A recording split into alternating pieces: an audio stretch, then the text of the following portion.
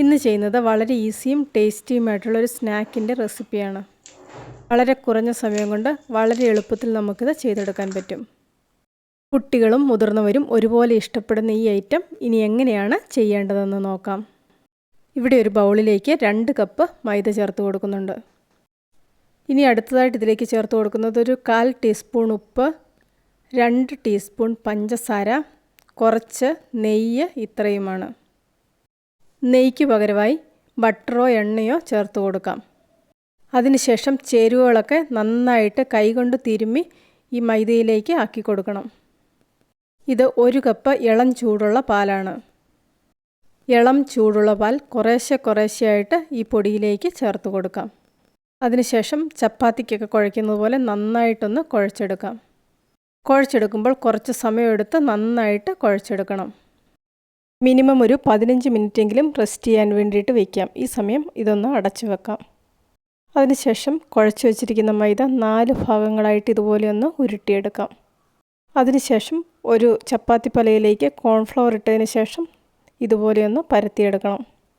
ഇതുപോലെ പരത്തിയെടുക്കുമ്പോൾ ചപ്പാത്തിക്കൊക്കെ പരത്തുന്നത് പോലെ കനം കുറച്ച് പരത്തരുത്. കുറച്ചൊരു കട്ടിയായിട്ട് വേണം പരത്തിയെടുക്കാൻ. ഏകദേശം ഒരു 2 ചപ്പാത്തിയുടെ കനത്തിൽ വേണം ഇത് പരത്തിയെടുക്കാൻ. അതിനുശേഷം ഇതുപോലെ എന്തെങ്കിലും വെച്ച് ഇതുപോലെ റൗണ്ട് ഷേപ്പിലൊന്ന് മുറിച്ചെടുക്കാം. സാധാരണ ഒരു ഗ്ലാസിൻ്റെ വായുടെ വട്ടത്തിൽ മുറിച്ചെടുക്കുന്നതാണ് ഏറ്റവും നല്ലത്. ഇതിൻ്റെ നടുവേ ഒന്ന് കീറിക്കൊടുക്കാം. സൈഡ് ഭാഗം മുറിഞ്ഞു പോകാതിരിക്കാൻ വേണ്ടിയിട്ട് പ്രത്യേകം ശ്രദ്ധിക്കണം. ശേഷം ഈ വരഞ്ഞതിൻ്റെ നേരെയായിട്ട് ഇതുപോലെ വെള്ളം ഒന്ന് തടവിക്കൊടുക്കാം. അതിനുശേഷം ഇതുപോലെ നന്നായിട്ട് സൈഡൊക്കെ ഒന്ന് പ്രസ് ചെയ്യണം. അതിനുശേഷം ഈ വീഡിയോയിൽ കാണുന്നത് പോലെ ഒന്ന് ചെയ്തെടുക്കണം. മാവ് പരത്തിയത് മുഴുവൻ ഇവിടെ പരത്തി ഇതുപോലെ ഷേപ്പ് ചെയ്ത് വെച്ചിട്ടുണ്ട്. ഇനി ഇതൊന്ന് വറുത്തെടുക്കണം. അതിന് വേണ്ടിയിട്ട് ഇവിടെ ഒരു പാനിലേക്ക് കുറച്ച് എണ്ണ ഒഴിച്ചു കൊടുത്തിട്ടുണ്ട്. എണ്ണ നന്നായിട്ട് ചൂടാകുമ്പോൾ ഇതുപോലെ ഓരോന്നായിട്ട് ഇതിലേക്ക് ഇട്ട് കൊടുക്കാം.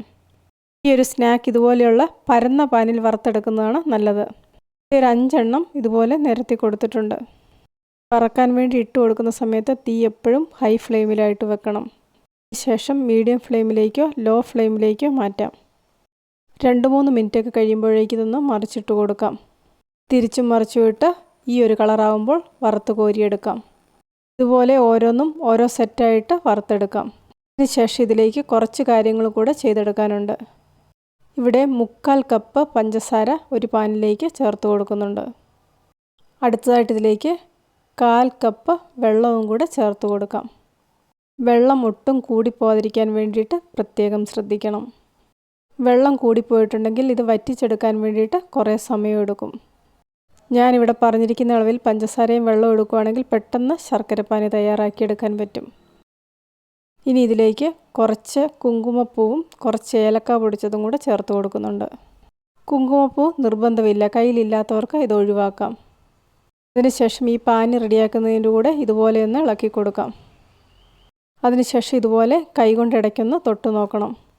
ഇതുപോലെ സ്പൂൺ കൊണ്ട് പഞ്ചസാരപ്പാനി ഇതുപോലെ കോരിയെടുത്തതിന് ശേഷം ഉടനെ തന്നെ കൈകൊണ്ട് തൊടരുത്. ഒരു 1/2 മിനിറ്റൊക്കെ വെയിറ്റ് ചെയ്തതിന് ശേഷം ഇതുപോലെ ഒന്ന് തൊട്ട് നോക്കാം. അല്ലെങ്കിൽ കൈ പൊള്ളിപ്പോകും. ഇപ്പോൾ ഈ വീഡിയോയിൽ കാണുന്ന പരുവത്തിലായി വരുമ്പോൾ തീ ഓഫ് ചെയ്ത് കൊടുക്കാം. ഈ സമയത്ത് സ്റ്റൗവിൻ്റെ ഫ്ലെയിം ഏറ്റവും കുറച്ച് വേണം ഇട്ട് കൊടുക്കാൻ. അതിനുശേഷം തീ ഓഫ് ചെയ്ത് സ്നാക്സ് ഓരോന്നായിട്ട് ഇതുപോലെ ഇട്ട് കൊടുക്കാം. അതിനുശേഷം ഉടനെ തന്നെ ഈ പഞ്ചസാരപ്പാനിയിൽ നിന്ന് ഇത് കോരി മാറ്റണം. വളരെ ടേസ്റ്റി ആയിട്ടുള്ളൊരു സ്നാക്കിൻ്റെ റെസിപ്പിയാണ്. ഇത് എത്ര ദിവസം വേണമെങ്കിലും കേടാകാതെ ഇരിക്കും.